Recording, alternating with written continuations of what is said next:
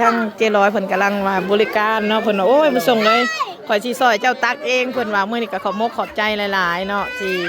เพิ่นทั้งสนับสนุนแล้วก็ทั้งมีน้ำใจตักซอยอันตอนนี้ก็ลูกหลานขวัญใจก็กำลังอันนี้แหละพี่น้องที่เจ้าภาพท่านรถเพิ่นอยากซื้อมาให้ก็เพิ่นก็เห็นลูกหลานทางบ้านลำพันธ์เฮาก็เป็นระบบระเบียบท่าเป็นในลูกถ่ากินกะแลมบ่เคยกินอยู่บ่กะแลมโคตรแซ่บนี่เคยบ่เคยกินอยู่ไสลูกตอนมาโรงเรียนเหมือนบ่อันเด้ผู้ใดก็ตอนน่ะมาแจกน่ะเป็นเจ้าภาพมื้อน่ะจื้อบ่ไผมีบ่กระเป๋าเด้ไผเนาะโอ้โหหลอดอะยังเลยเด็กๆเนาะก็ถือว่าผู้ใดอยู่ใกล้ๆก็มากินเด้อเจ้าภาพเพิ่นใจดีเพิ่นเมามาหลายได้มื้อนี้20กิโลเนาะเพิ่นมาให้ลูกหลานทางบ้านลำพันธ์เพิ่นได้กินแซ่บบ่นางกะแลมโคตรแซ่บนี่แซ่บเจ้าอยากกินเลยบ่อ้าวอยากกินเลยมื้อนี้ก็นางทางเจร้อยเพิ่นว่าโอ้ยทางขายเผลอทางเพิ่นก็ว่าขอร้องเลยเด้อผู้ชมเพิ่นว่าอยากซอยเจ้าได้เพิ่นว่าตักกะแลมแซ่บๆเนาะนี่ก็ลูกหลานทางฐานรถจาก USA มื้อนี้ก็ถือว่ากินเต็มที่ลูก20กิโลกินเบิดแล้วมากินใหม่เด้ออย่าไปเลยเฮาบ่บอกสิต่อคิวนี่ก็แล้วมาอยู่ไสกันแล้วคือว่าอันของแซ่บได้พี่น้องในงานกันโอ้ยแขกก็รับประทานอาหารแบบแซ่บๆมีแต่แนวแซ่บๆเนาะ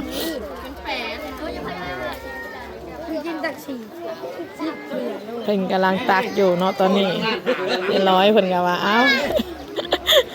นี่แหละพี่น้องใช้เห็ดที่กระแลมแซ่บย้อนมาผูดตักนี่ตักไปหยิ่มไปพี่น้องเลยถ้าตักเครื่องตักท้องเห็ดอาหารการกินให้คนกินหนาบูดหนาบึ้งนี่ถือว่าอยากมาแต่ใช้กระยาแล้วพี่น้องมันโบแซ่บอะไรนี่ค่ะโอ้ยมันเป็นตาแซ่บก็ย้อนมาแม่ค้าเศร้าขายผู้คนซอยตักในกะยิ้มแย้มแจ่มใสกินหลายแล้วอ่ะกินแล้วโอ้ยนี่ยังบ่ได้กินเพิ่นว่าพอถามว่ากินของบุญส่งเคยกินอยู่นะมันแซ่บได้เพิ่นว่าพอถามว่ามาเรียนคิวก่อนหมู่เลยกินกับข้าวนี่แห้งแซ่บเด้อกะแลมโคแซ่บนี่ใส่ข้าวลงไปแห้งแซ่บเนาะมีบ่ของสุดเรือบ่ลูกหลานก็กินของแซ่บๆมื้อนี้ก็ขอมกขอบใจเด้อเจ้าภาพกะแลมสุคนที่อุปถัมภ์คำสู้ทางส่งผู้ส่งหลอกกินที่ดีใจแห้งที่ประทับใจแห้งกับเพิ่นว่าโอ้ยได้ยินลูกหลานเพิ่นเว้าเนาะว่าท่านรถนี่เพิ่นว่าเนี่ยได้ก็เน้นได้ว่าอยากให้บุญส่งหลอกกินได้มาร่วมในงานในมื้อนี้เพิ่นว่าโอ้ตัวเองพังนี่ก็ดีใจหลายได้พี่น้องเอ้ยสิอย่างน้อยก็เพิ่นอยู่ไกลเนาะอยู่ฮอดต่างประเทศก็ยังฮู้จักฮอดซื้อบุญส่งหลอกกินหรือว่ายังอยากอุปถัมภ์คำสู้ยังอยากสนับสนุนนี่ก็คือน้ำใจจากเพิ่นที่อยู่ไกลก็ยังฮู้จักเฮาแล้วก็ยังอยากสนับสนุนเฮาอันนี้ขอบขอบใจเพิ่นจากใจเนาะแล้วก็ขอบใจอีหลีขอบใจเพิ่นนะอ้าวไปเข้าแล้วบ่ดิไม่ค่ะมันได้นี่ขอบคุณเฮามันตักกันเดียวเอาซาลาเปาให้เราบ่รถเอาซาลาเปาให้เพิ่นก่อนเล่มบุญส่งแซ่บเด้อเอามาไปเฮ็ดอันบ่รถนี่เพิ่นก็มาเองอยู่ในนี่บ่เพิ่นก็มาในงานเพิ่นก็มาในงานเองนึกว่าเพิ่นบ่ได้มาร่วมในนี่เนาะนึกว่า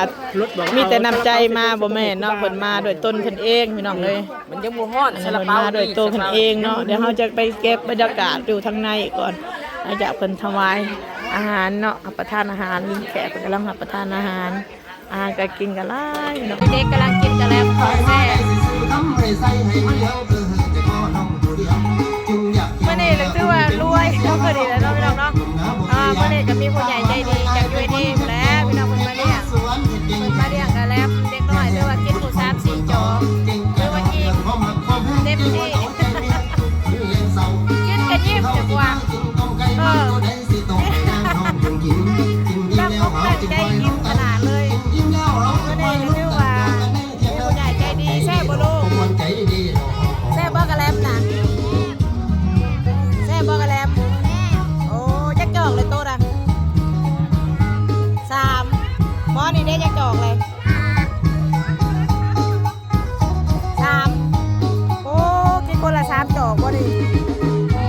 ขอบใจผู้คนชื่อให้กินแน่ลูก ใจเด้อ มาชื่อให้กินอีกหน่อยเด้อจังเหรอ ชื่อกินดีเด้อ แซ่บแห้งแซ่บแห้งเนาะอันได้กินดูอยู่บ่ห้ามกระแลมแซ่บแล้วนี่นะ แซ่บ แซ่บเพิ่นว่าเนาะทางเว้าเสียงเดียวกันหมอนั่นเด้แน่หมอนี่ก็ว่าแซ่บหมอนี่ว่าได้ลูก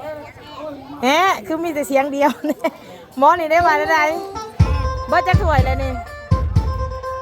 สิ ใครดอกน้องมันมีอันคิดอันกระแลมนี่บ่เป็นหวัดเป็นไอแซ่บบ่ห้ามบ่จะถ้วยเลยลูกเจ้าฮะ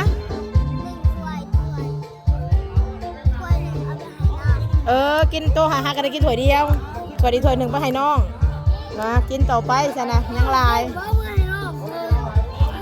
เด็กๆเด็กน้อยก็ถือว่าอิ่มกันทั้งหมู่บ้านมื้อนี้มีผู้ใหญ่ใจดีมาเลี้ยงกินอย่างอร่อยกินอย่างแซ่บโดนมีผู้ใหญ่ใจดีมาเลี้ยงเทื่อนึง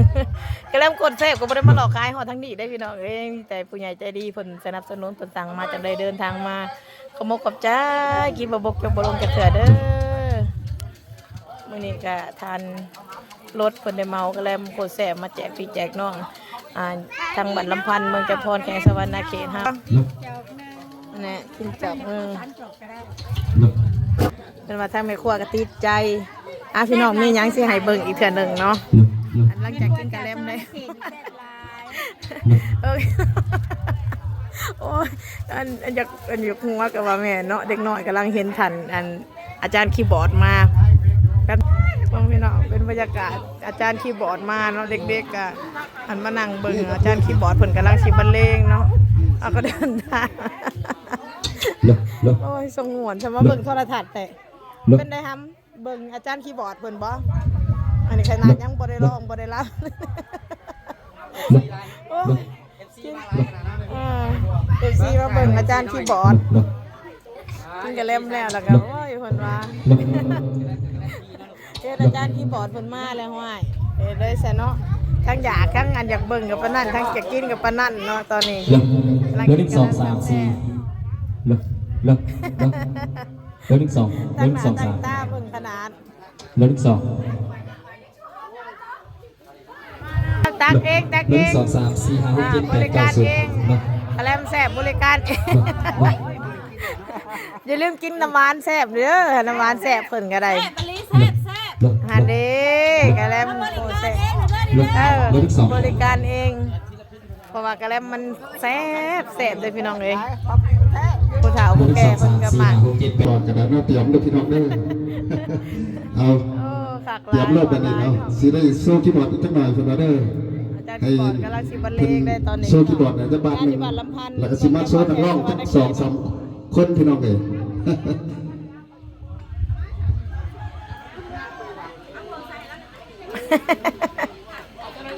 กินเป็นตาแซ่บแท้ทุกคนทานรถเพิ่นมาชิมกะแลมโคตรแซ่บเนาะเจ้าภาพเพิ่นไม่ได้แซ่บบ่กะแลมโคตรแซ่บที่ได้มาแจกอยู่บ้านลำพันธ์นี่เพิ่นเป็นเจ้าภาพเนาะคนขาซองละคนมาลองมาก่อนว่ามันแซ่บคือว่าบ่เนาะกะแลมโคตรแซ่บนี่แหละเย็นๆเป็นอะไรอ้ายคักอยู่บ่แซ่บอยู่บ่แซ่บเพิ่นว่าโอ้ยดีใจหลายขอบใจหลายๆทางเจ้าภาพก็ถ้าก็ได้ซิมเนาะผู้ตักนี่ก็เริ่มสั่นแล้วแหละเป็นอะไรมวนบ่ตักนะบ่มวนมาได้ข่อยบ่ไหวแล้วติก็แล้วโคตรแซ่บเนาะพี่น้องเนาะอันนี้ก็โคตรแซ่บก็แล้วโคตรแซ่บก็แบบเพิ่นออกมาซิมมื้อแรกโอ้ยแซ่บบ่ลีเด้อว่าซั่นมื้อนี้ทางเจ้าภาพเพิ่นก็เรียกเต็มที่เด้อพี่น้องเด้อแซ่บแฮงนี่มาโอเคถือว่ามื้อนี้ก็ทางแขกเพิ่นก็เรียกเต็มที่เนาะถือว่าแซ่บแฮงผู้ตักนี่บ่อยากไหวเลยเด้อเพิ่นว่า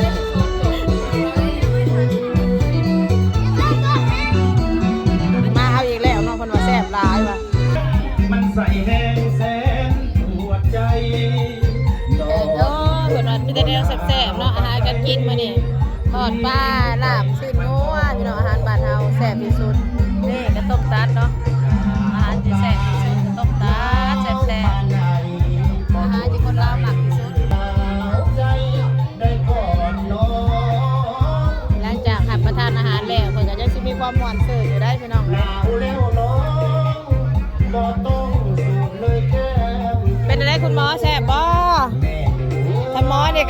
ลูกบ่ได้แล้วตอนนี้เนาะท่านหมอเปิ้น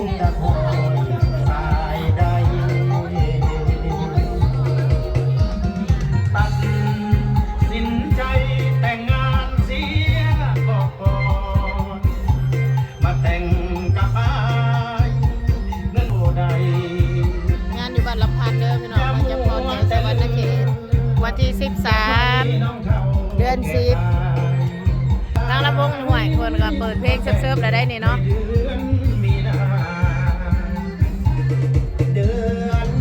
ตาเคียนเตรียมพร้อมแล้วพี่น้อง